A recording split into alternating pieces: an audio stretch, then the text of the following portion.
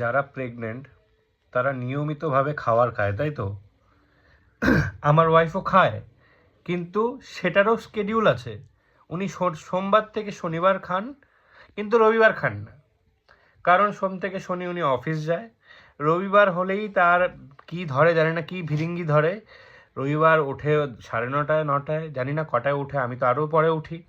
তারপরে চা খায় খালি পেটে। খালি পেটে চা খেয়ে, এই যে খালি পেটে চা খেয়ে বসে থাকে, খায় না কিছু। 12টা বাজে দুটো ডিম সেদ্ধ খায়। খাওয়ার পরে এখন 1:30 বাজে দুপুরে, না স্নান করতে যায়, না পটি যায়, না দুপুরের লাঞ্চ করার কোনো মানে কিছু বুঝতে পারছি। বসে আছে, বসে কি করছে? ফোন দেখছে, হি হি করে হাসে। এই যে সারা তুই কি স্নান করতে যাবি কি যাবি না? খাওয়া দাওয়া করবি কি করবি না?